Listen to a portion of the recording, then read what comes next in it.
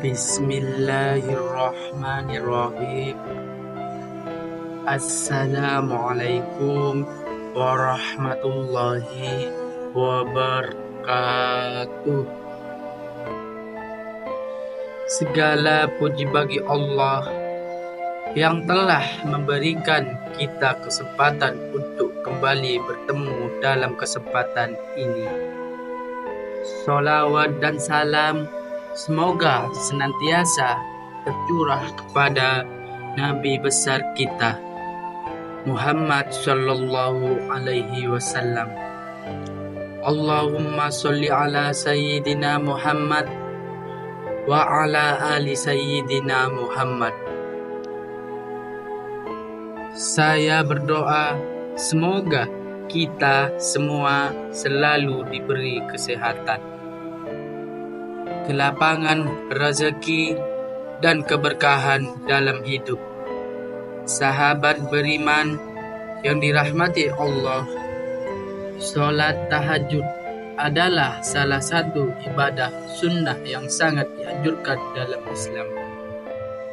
Sholat ini dilakukan di sepertiga malam terakhir, waktu yang penuh berkah, di mana Allah Subhanahu wa Ta'ala turun ke langit dunia untuk mengabulkan doa dan permohonan hambanya.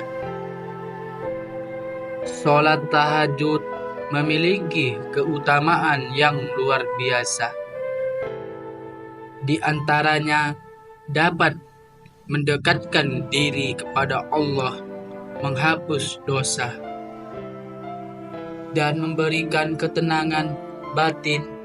Namun ada beberapa hal yang bisa mengurangi atau bahkan membatalkan pahala sholat tahajud jika tidak diperhatikan dengan baik.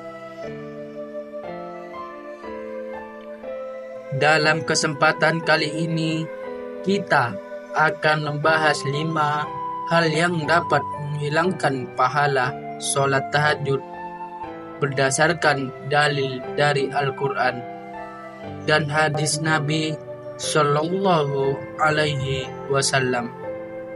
Mungkin tanpa sadar kita pernah melakukan kesalahan ini atau bahkan tidak mengetahuinya. Oleh karena itu, penting bagi kita untuk memahami agar ibadah kita menjadi lebih bermakna dan diterima oleh Allah. 1. Tidak ikhlas dalam niat. Keikhlasan adalah syarat utama diterimanya suatu ibadah. Rasulullah Shallallahu Alaihi Wasallam bersabda, sesungguhnya amal perbuatan itu tergantung pada niatnya, dan seseorang akan mendapatkan sesuai dengan apa yang ia niatkan. Hadis Bukhari Muslim. Jika seseorang melaksanakan sholat tahajud hanya untuk dipuji orang lain atau untuk mendapatkan pengakuan sebagai orang yang rajin beribadah, maka pahalanya akan hilang. Oleh sebab itu, sebelum melaksanakan tahajud, pastikan niat kita benar-benar tulus hanya untuk mencari ridho Allah. 2. Melalaikan sholat wajib. Sholat fardu adalah kewajiban utama yang harus didahulukan sebelum sholat sunnah. Allah Subhanahu wa Ta'ala berfirman dalam Al-Quran, dan dirikanlah sholat, tunaikanlah zakat, dan rukuklah bersama orang-orang yang rukuk. Al-Bukhari. Jika seseorang rajin sholat tahajud tetapi masih sering meninggalkan sholat wajib, maka ibadahnya tidak akan bernilai di sisi Allah. Sholat wajib adalah tiang agama dan kewajiban utama bagi setiap muslim. Oleh karena itu, sebelum memperbanyak sholat sunnah, pastikan sholat fardu kita sudah terjaga dengan baik. 3. Tidak menjaga akhlak dalam kehidupan sehari-hari. Akhlak yang baik adalah cerminan dari ibadah seseorang.